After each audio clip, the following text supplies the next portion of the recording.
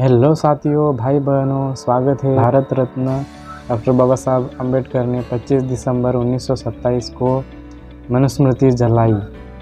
पर क्यों जलाई, इससे क्या लाभान्वित हुए, तो आज ही हम यही बात करेंगे। दोस्तों, मनुस्मृति अगर बाबा साहब नहीं जलाते तो आज मनुष्य के रूप में हैवानियत करने वाले ब्राह्मणवादी मनुवादी लोग आज दबंग बने रहते और दलित, बहुजन तथा पिछड़े लोगों के हक को मार के शोषित समाज को तब्दील करते और असमानता, अन्याय और हिंसा और अशांति का सारा राज भारत देश में फैलता।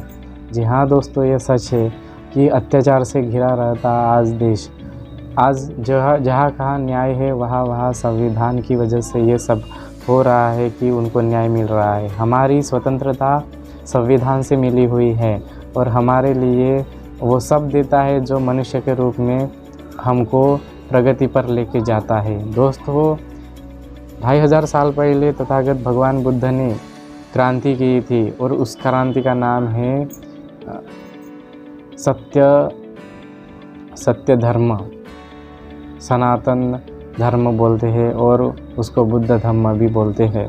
तो ये सम्यक संबोधित ज्ञान से प्रज्ञा के बल पर तथागत भगवान बुद्ध ने, गौतम बुद्ध ने स्वयं मार्ग खोज के दुख के हर आयामों को जान के मानव का कल्याण किस मार्ग से है तो उस सारे राज को खोल दिया और भगवान ने सारे तरक्की के दरवाजे खोल दिया और उसी को क्रांति बोलते हैं।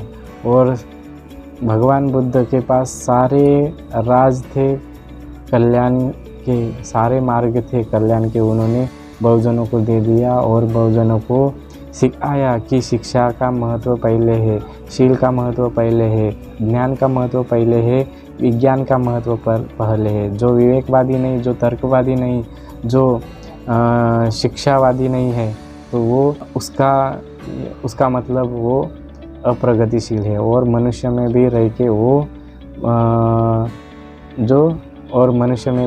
वो मनुष्य नहीं है। तो मतलब मानवता के लिए सारे ज्ञान को तथागत गौतम बुद्ध ने हमारे सामने खोल के रखा। फिर सम्राट अशोक काल आया, मौर्य काल, और उसमें हजारों साल सम्राट अशोक ने बौद्ध धर्म के तत्वों को अपनाकर शांति, अहिंसा, प्रज्ञा, करुणा, मैत्री, दया भाव और बंधुता, समानता, स्वतंत्रता तथा सारे मार्ग को, बुद्ध धर्म के मार्ग को इस देश में लागू किया और उसके बलबूते बलशाली भारत बनाया। और हजारों साल सम्राट अशोक के काल में तथागत बुद्ध का बहुजन सुखी, संपन्न और वैभव संपन्न था और सुशिक्षित था। तो ऐसा हजारों साल चला। लेकिन उसके बाद जो बृहदत्त मौर्यकालीन राजा आया तो उसके राज में कुछ उसके ही शासन के कुछ मनुष्य के रूप में हैवानियत वाले ब्राह्मणवादी लोगों ने उसका छल कपट से हत्या कर दी और उसके बाद वो राजसत्ता को हस्तगत किया और राजसत्ता हस्तगत करने के बाद ब्राह्मणवाद को उसमें स्थापित करने का पूरा कोशिश किया। और मनुस्मृति में वो लिखा जो ब्राह्मणवाद के लिए सही था, मतलब अन्याय, अत्याचार और अशांति, विषमता, जाति भेद, वर्ण भेद, उच्च नीचता, अनेक कर्मकांड, इससे भरा पड़ा है मनुस्मृति। और मनुस्मृति में बहुजन के सारे गुलाम बनाने के सारे तौर तरीके धर्म के नाम पर चलाए गए और ये पता भी न चले इसके लिए शिक्षा को भी वंचित रखने का सारा मार्ग उन्होंने जाहिर तौर पर, कानून तौर पर मनुवाद में डाल दिया और उसको ही अपना धर्म समझो और उसे ही पालन करो, यानी तुम्हारा कल्याण होगा, ऐसा उन्होंने मार्ग बनाया। ईश्वर का जरिया देके, ईश्वर का धाक देके ईश्वर ने ये बनाया है। ब्राह्मण के मुख से ब्रह्मा जन्मा और ब्राह्मण के पैर से शूद्र जन्मा, अति शूद्र जन्मा, ऐसी बातें बना के बातों का बतंगड़ बना के कर्मकांड डाल दिया और बहुजनों को ये तक समझने नहीं दिया कि कैसे अपनी उन्नति करें, कैसे हम मनुष्य के रूप में अपने जीवन का उद्धार करें। तो ऐसी बातें मनुस्मृति में डाल दिया और उससे ब्राह्मणवाद आगे फैलता गया। और उसके बाद 1600, 1700, 1800 साल तक फिर हमारे साधु संत आए।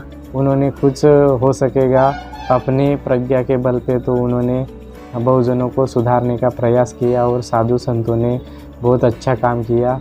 और उसके बाद आते आते अनेक वर्ष बीतते हमारे महापुरुष भारत रत्न डॉक्टर बाबा साहब अम्बेडकर का जन्म हुआ। और हमारे बाबा साहब ने वो बहुत कुछ लिखा जो हमारे महापुरुषों ने त्याग करके इस बहुजनों के लिए जो कल्याणप्रद है वो देने की सोचा। और वही संविधान के रूप में डॉक्टर भीमराव रामजी आम्बेडकर, इन्होंने हमारे भारत रत्न बाबा साहब ने संविधान बनाकर उसमें न्याय, समता, बंधुता, करुणा, मैत्री, दया भाव, समानता और शांति पूर्ण न्याय तथा हक और कानून, इन सब की बात की। और बहुजनों का तब जाके अच्छा दिन निकल गया। तो इसलिए संविधान को मानना ज़रूरी है। मनुस्मृति ये प्रतिक्रांति है दोस्तों, और कुछ नहीं था। भगवान बुद्ध के क्रांति के बाद मनुस्मृति यानी प्रतिक्रांति हुई थी। और फिर उसके बाद जो बाबा साहब ने संविधान के तौर पर जो ये अच्छा खासा संविधान दिया और हमें तरक्की करने का जो नया मार्ग बताया, ये फिर से वही भगवान बुद्ध के क्रांति की फिर से नया जन्म है, ऐसा समझो दोस्तों। तो इस तरह से मनुस्मृति के बाद संविधान ये अपना सबसे बड़ा मनुस्मृति इसीलिए बाबा साहब ने जलाई और हमारे देश के लिए विश्व में, जग में ऐसा सबसे बड़ा लोकतंत्र का संविधान दिया।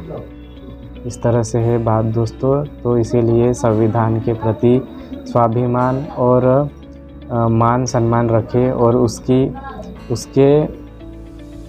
बचाव की हमें पूरी ज़रूरत है और उसका संरक्षण करना हर किसी की जिम्मेदारी है। इसीलिए न्याय संगत, तर्क संगत शिक्षा के मार्ग पे, विज्ञान के मार्ग पे चल के मनुष्य के प्रति दया भाव तथा समता भाव, बंधुता भाव रखे। प्राणी मात्र के लिए भी वैसा ही दया भाव रखे और कल्याण हो, सबका कल्याण हो,